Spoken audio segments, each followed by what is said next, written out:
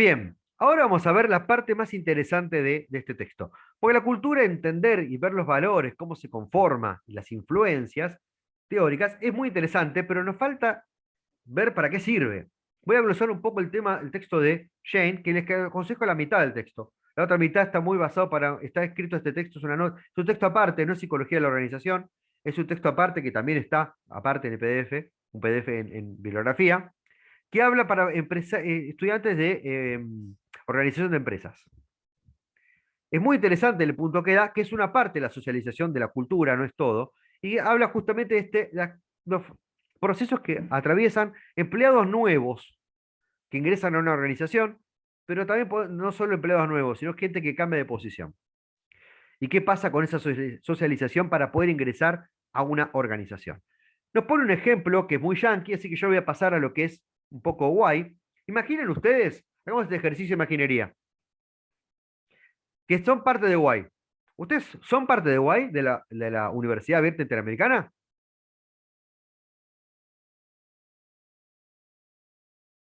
¿O son solo estudiantes?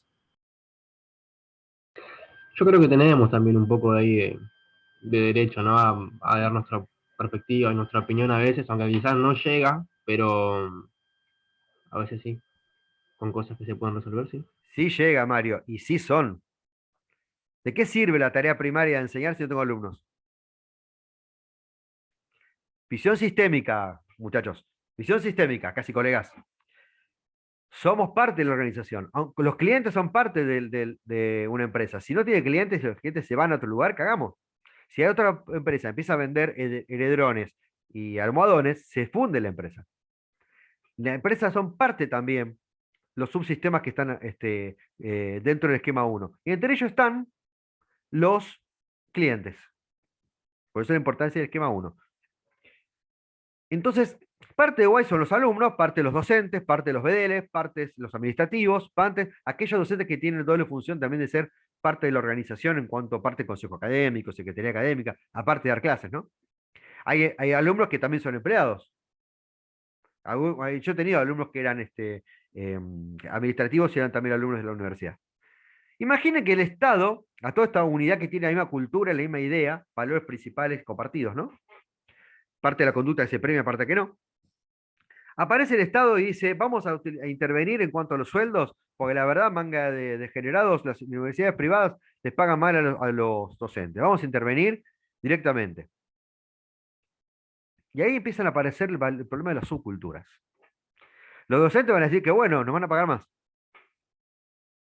Los alumnos van a decir que mal, nos van a cobrar más. A Abdelia le va a chupar un huevo, quiero decir, simbólicamente, no le importa, bueno, no le atraviesa. No le afecta ni para arriba ni para abajo.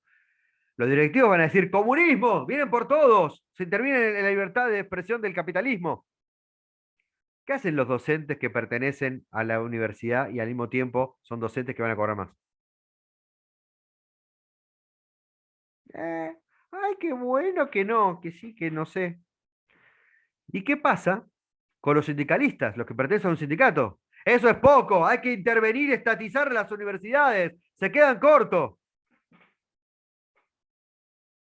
Depende de cada grupo, la forma en que se ponen y que validen la información va a ser distinta. Pero ¿qué pasa si ustedes como alumnos pasan a ser docentes? Se reciben y los convocan para participar en una cátedra como docente. Es muy posible que si como alumnos están en contra del aumento, por ejemplo, no los acepten como docentes plenos. Para pertenecer a ese grupo, a su cultura, a ese cambio, van a necesitar cambiar esos valores, adecuarse en ciertas cuestiones. Van a empezar seguramente a decir que lo que están en contra del aumento de las cuotas y la intervención estatal. Al tercer o cuarto mes que trabajen con docentes, decir, la verdad que tienen sus razones ustedes para decir que está bueno que intervenga. Y al año, cuando vean el sueldo, van a decir, sí, la verdad que bueno que intervino el Estado. Ese proceso de cambio de los significados compartidos que la cultura, que era la primera filmina que vimos hoy, esos significados que están cambiando, es el proceso que corresponde, lo que decía Berger y Luckman, a la socialización secundaria, que es un proceso que no termina nunca, que va en función de cómo nos referenciamos con el otro, cómo vemos la realidad y la codificamos al compartir experiencias comunes. Diría de George, la experiencia común del trabajo, la ideología común del trabajo. Y diría, y dice Jane, Edgardo, que eso se llama socialización organizativa. Socialización organizacional. A eso se refiere Jane con este texto al cual estamos hablando hoy de la socialización organizacional. Dice que la socialización organizacional es la forma de ponerse al tanto, este proceso de ingresar, esta forma de, vamos a decir, derecho de piso también, de adoctrinamiento y adiestramiento en el cual se enseña qué es importante en una organización o en alguna parte de la misma para poder pertenecer a ella. ¿No les ha pasado que a veces cuando uno ingresa te miran con reacio, no te dan trabajo importante o te dan mucho? Que te hacen pagar el derecho de piso, te hacen o bromas o les aparecen, los hacen leer reglamentos antes de darle tarea de verdad. En gran parte de este proceso tiene que ver cómo te comportás y si aceptás las normas del lugar. Los yanquis a veces son bastante pesados, vieron que hacen esas cosas como ingreso a la universidad, pero también acá se hacen bromas, cuestiones de trabajo. Acá en muchos lugares que yo he visto, la malteada, los hombres, lo hemos visto más común, es muy común como proceso de ingreso. ¿A quién no le ha hecho pagar las facturas o los sándwiches de miga cuando cambiaron de sector? No le veo las caras, a ver. ¿A nadie les han hecho pagar los sanguchitos de miga? No, ¿La y la de picada? todos los años cuando volvés de vacaciones, que tenés que traer algo. El día de tu cumpleaños. Todavía sigo llevando cosas de panadería. ¿Ven? Y a veces uno no tiene dinero y tiene que llevarlo porque quedan compromisos y te Lo- piden. si viniste de Mar del Plata y no trajiste alfajores, no vengas. Todavía, la gente se mueve por la comida en el ámbito laboral y por el soborno. Eso de los antiguos griegos. ¿Ustedes leyeron la Ilíada de la Odisea, los griegos? Son historias de orgías que pasan entre Morphy y Morphy. ¡Vamos a pelear contra Troya! Bueno, hagamos libaciones, sacrificamos su cordero, comemos, tomamos, chupamos, qué lindo. Vamos a pelear, peleamos, ganamos, vamos a chupar, matamos un cordero, comemos. Loco, se la pasan morfando las historias griegas. Entre comida y comida cuentan algo. Son embole. Pero bueno, igual yo lo haría, me encantaría chupar. Pero las historias griegas son así y la historia de la humanidad también. Y pertenecer a estas organizaciones es cumplir estos ritos, estas formas. Y a los nuevos que llegan a un lugar, muchas veces este derecho de piso es una forma de probar si comparte los valores y las ideas comunes con todos los restos de los miembros de la organización. Este proceso en el cual hacen atravesar a un sujeto a ver si realmente cumple los valores o se adapta a la cultura, es una forma de observar la conducta del sujeto, a ver si se va a adoptar a los valores y la forma en que hace la gente aquí las tareas.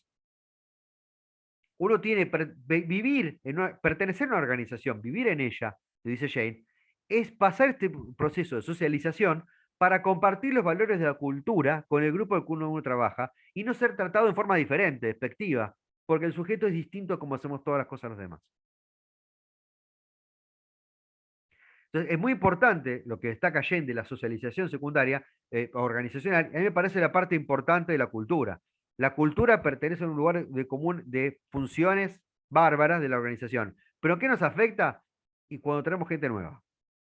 O cuando una persona, por ejemplo ustedes, se reciben de psicólogos y pasan de formar empleados rasos a la parte organizativa a otro nivel.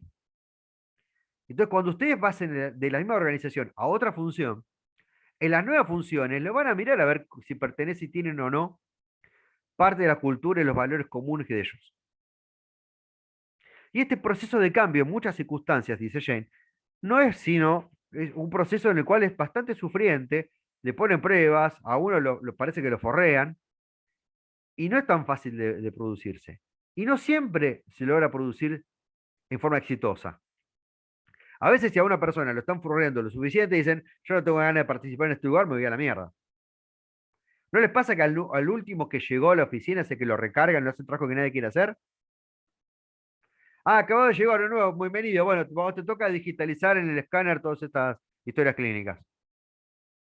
Te toca a vos hacer tal tarea. La que nadie quiere se la dan al nuevo. En vez de dividírsela equitativamente entre todos, se la dan al último. En mi trabajo en el servicio penitenciario, ocurre que el número de credencial te hace ver quién es el que tiene que hacer el trabajo menos deseable. Hay que ir a comprar la comida, hay que limpiar el coche del jefe del lugar. ¿Quién es el que tiene el número más bajo? Más alto, perdón. El más alto es el último que llegó, ¿no? Van correlativos los números. El último que llegó es el último más alto. A veces, por 2 números de diferencia, a ese lo obligan a hacer el mate del jefe. Hay grados en el servicio penitenciario, como toda fuerza de seguridad. Ayudante de quinta, de cuarta, de tercera, segunda, primera. El primer grado de todo se llama subayudante. Hay una mitología que subayudante, ¿eso qué? ¿Se come? ¿Qué es esa porquería? Qué palabra horrible, dicen los que tienen más antigüedad. A pesar de que para estar fijo tenés que un periodo de prueba que ahora son 6 meses, antes era un año, tardás más o menos 2 años en ascender de, si no te mandas ni una cagada, de subayudante a ayudante de quinta. No se considera un grado, a pesar que sí es en el reglamento, que oficialmente lo es, pero no se considera a una persona dentro del servicio penitenciario realmente un penitenciario hasta que no llegue el primer grado, ayudante de quinta. ¿Por qué? ¿Está escrito en algún lado? No, por la cultura. Se transmite que su ayudante es nada, tiene que estar a prueba. Ustedes saben, en el ejército existía la palabra colimba. Todavía existe. Los candidatos a soldado, en el interior del país es muy común que mucha gente quiera ser soldado militar. Antes de ingresar a ser realmente soldado, es un soldado voluntario, que es lo que antes se llamaba colimba. ¿Saben qué significa colimba? Es el acrónimo de corre, limpia, barre. O sea, el tipo que forrean todos, porque todavía no está ingresado en la unidad y tiene que mostrar que realmente se banca lo que decimos o si no está descartado. Esos ritos de pase, esa forma de socializar, en muchas empresas, en muchos lugares que están, a veces sí, a veces no, ¿no? A veces se permite forrar, otros lugares no. Otros lugares son equitativos, nadie puede hacer eso, depende de los valores de la dirigencia. Tienen un problema, no siempre funcionan, no es un éxito directo. Nos dice Jane que para que el éxito de esta socialización tiene que haber dos factores. Primero, la motivación del sujeto. Si está muy motivado por pertenecer a esa organización, se banca con su motivación las pruebas, la forreada, el recargo de servicio. ¿Sí? Y después, si logra la organización cautivar esto cautivo, de tomar cautivo. ¿Nadie se anotó en un curso que les ofrecían pagar por anticipado todo el curso por un descuento? Bueno, no pagas matrícula y pagas una cuota menos. Eso es una forma de obligarte a que estés todo el curso. O participar de las ganancias de una sistema productivo o la promesa de un ascenso. Son formas cautivantes que logran que el sujeto se banque este proceso de socialización, nos dice Jane. Pero incluso cuando ocurre este proceso de socialización, cuando el nuevo miembro aprende las escalas y valores, pueden pasar tres cosas cuando el sujeto ingresa a la organización. Tres caminos. Se pueden dar de estas tres formas. Tipo 1, 2 y 3. El tipo 1 es una forma que llama Jane rebelión. El sujeto entra, conoce los valores y las expectativas de las normas, pero no las cumple. Entra y hace la suya. Tipo 2 se llama individualismo creador. Ahora voy a explicar por qué. Al sujeto que acepta los valores y normas que sin ellas no puede ser reconocido como parte de la empresa, pero todas las demás no. Él va y hace su trabajo, pero llega tarde. O se va temprano. Y el tercer tipo es la conformidad, el sujeto que entra y se adapta completamente. Acepta todos los valores y normas. Esto yo lo veo siempre que me acuerdo del argentino. ¿Vieron que el argentino se va a España y a las 2 semanas te habla como gallego?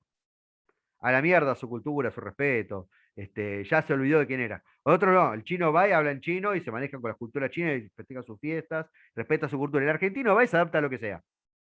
En 3 semanas te habla en inglés, pero como si fuera yankee, yes, se come las letras, este, pero no como el inglés, que maneja su acento. Bueno, esto es el tipo que acomoda todos sus valores enseguida a lo que le piden. Nos dice Jen que este tipo de rebelión es el primer candidato que lo rajan a la mierda, ¿no? Es el sujeto que no cumple, que no está adaptado a la cultura y que todos demás van dejando de lado y en caso que haya que prestar una persona a otra área, te prestan a este. Hay una persona que quiere venir a la oficina, que es un gran empleado, pero nos piden que en el servicio penitenciario pasa mucho esto. Para traerte uno te tenés que darle otro, ¿no? Hay un arquetipo que se recibió de arquitecto en recursos humanos y quiere venir a la parte de arquitectura. Bueno, dale a Ramón que no sepa nada. El primero que se nos sacamos de encima es el que no nos gusta. Ese es el rebelión, ese que primero sacan. El que no sirve, pero no siempre también se sacan, es el tipo 3, dice. El tipo 3, a costa de limar sus diferencias con el resto, termina siendo un empleado burocrático que aporta poco. Si hubiera leído a The Shores, el amigo de Gardo, Jane, hubiera dicho que resta su aporte creativo, resta su aporte de movilización subjetiva, propia, para tratar de encajar sin diferenciación con el resto. Con lo cual no es que no cumple, pero no aporta gran parte de diferencia al resto de la organización. El sujeto que no se adapta, que acepta las normas, el tipo 2, pero que aparte trae su propia forma de hacer las cosas y que aporta a la cultura algo diferente, lo llama individualismo, porque es el solo, creativo. Porque aporta algo que la cultura no tiene y que puede llegar a ser bueno. Pero primero tiene que hacer el proceso de socialización, aceptar las normas, para desde adentro introducir nuevas partes a la cultura.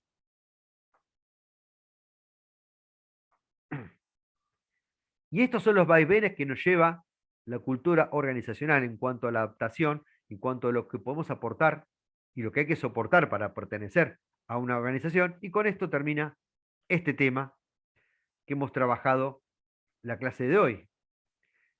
Y para cerrar voy a pasar rápidamente otra exposición. Muy rápido, y damos las notas, lo prometo. En este año, este Power también lo van a encontrar en Ultra, hemos trabajado los conceptos de trabajo y organización. Hemos visto cómo trabajo y organización son dos conceptos inseparables. Una variable depende de la otra. No hay trabajo si no hay una organización. Pero toda organización está hecha basada en el trabajo, en acciones. No es una organización para la nada, teórica. Hemos visto definiciones al principio clásicas de organización que se utilizaban en los sistemas primitivos al pensar las empresas, y hemos analizado el proceso de trabajo y estos elementos que pertenecen a la organización. ¿Qué tipo de trabajadores tienen? ¿Con qué trabajan? ¿Con qué herramientas? Hoy un grupo vio que las herramientas eran uno de los factores que estaban atrasados y en proceso de cambio, bien lo pudo categorizar, que es diferente del producto, la herramienta y diferente de la materia prima, y que los consumidores son partes también de la organización en cuanto son sujetos de análisis para el proceso productivo. Hemos analizado las distintas funciones del trabajo que a través de la cursada hemos visto cómo no solamente el sustento económico. Hemos visto todas las funciones que cumplen las personas y las sociedades. Lo hemos visto en forma evolutiva, en forma histórica, en los distintos procesos que se reconocen en toda la psicología laboral, desde la primitiva organización de las comunidades humanas hasta la producción capitalista. Y a través de este sistema, y viendo las formas teóricas, también fuimos analizando la evolución de los modelos económicos y cómo la evolución del modelo económico impactaba en la evolución social, económica y productiva, pero también social. Entonces marcamos en la evolución de la revolución industrial, el cambio social, el taylorismo y el cambio de la producción, el estado de bienestar, el keynesianismo, post Primera Guerra Mundial, cómo era una función social de estabilización y cómo la no funcionamiento de esto generó la Segunda Guerra Mundial. Y a través de la globalización apareció el neoliberalismo en los nuevos sistemas productivos y las nuevas organizaciones sociales. Y que siempre la organización social fue un derivado de esta organización económica. Bien marxista nosotros. Analizamos la evolución de la fórmula de productividad que se utilizaba para analizar cómo el capital variable, o sea, el salario del recurso humano, era una forma de las medidas de ver cómo la producción era eficiente o no. Y al mismo tiempo consideramos que el trabajo, el valor del trabajo, se medía en tiempo de valor humano, tiempo de producción de las personas, no en plata. Ahí pudimos ver paradigmas distintos productivos a través de la fórmula de la productividad. Se podía mejorar esta productividad a través de producir más en cadena o producir mejor, más eficiente, con el sistema del toyotismo. Y a través de estos sistemas productivos, recién ahí pudimos empezar a pleno a pensar en las organizaciones como formas sistémicas. La fuente de la complejidad, cómo fueron apareciendo modelos, por ejemplo, de Homans y sus interrelaciones sistémicas, y cómo cada parte, incluso las que no son de psicología, también afectaban a la psicología y la organización, a los sentimientos y la interacción de los miembros, y a las normas.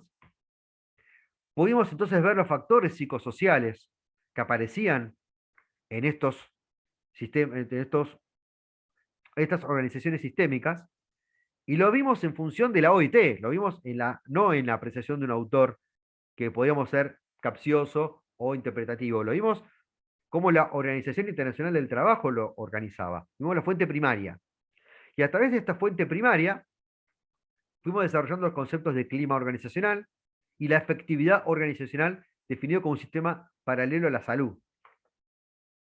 También tomamos el concepto de liderazgo, que era uno de los factores que más en la literatura aparecía como influyente dentro de la percepción del clima organizacional, y lo complejizamos con un sistema de competencias, que es el sistema actual de gestión humano para mí más efectivo, que es el que Marta Ales nos promueve con este sistema, con este dibujito en sus obras, a través de la gestión y administración de toda la fuerza humana de una organización por sus competencias de los miembros, y el análisis para cada área de la administración de la fuerza de trabajo.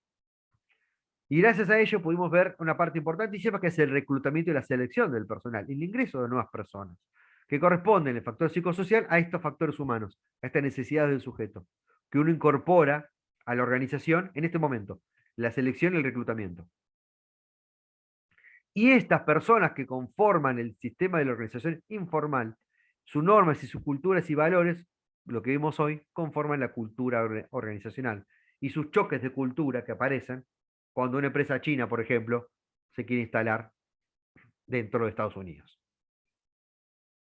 Pero también nos pasa cuando nosotros nos vamos a trabajar a Salta, o cuando una persona del interior viene a trabajar acá. Acá hoy fue, ya me estoy confundiendo los grupos. Hoy pusimos el tema de AISA, ¿sí, no? De la empresa de agua. Sí, Sí, ¿no? profe. Fíjense Sí, ahí sí. como el impacto de la subcultura de los miembros de otros países. Acá se hizo en forma negativa, pero en otras agrupaciones, en otras organizaciones, la parte cultural diversa suma y no resta. Entonces, hoy vimos el valor de la cultura organizacional y las diferencias y los desafíos que afronta esta socialización para lograr hacer un lugar común. No hay que pedirle que el paraguayo boliviano deje de ser él para adaptarse a la cultura argentina. Hay que sumar sus valores, sus ideas, su forma de trabajo, que nos ayude a trabajar mejor para mejorar la forma de trabajo nuestro. Hay que aprovechar lo que ellos traen diferente. Y eso fue lo que alcanzamos en la cursada de este año. Fíjense si todo lo que apretamos y cómo tuvimos que dar las clases últimas, a pesar que no eran muy largas, pero tuvimos que apretarlas, por un feriado, cómo tuvimos que apretar todo. Fíjense si teníamos que trabajar grooming, acoso laboral y otro tipo de estrés, u otros factores en forma más profunda. No nos da tiempo. La psicología laboral para mí, que yo vengo del palo laboral, es apasionante y tiene muchas facetas, pero requiere un trabajo mucho más largo que no somos capaces de ejecutar en esta cursada, sino en una diplomatura más larga. Espero que les haya servido, no solamente para organizaciones empresariales, sino organizaciones como la familia, grupos de trabajo, el club, cualquier otra cosa que puedan utilizar estos conocimientos. Y por mi parte ha sido una gran cursada y la he pasado muy bien.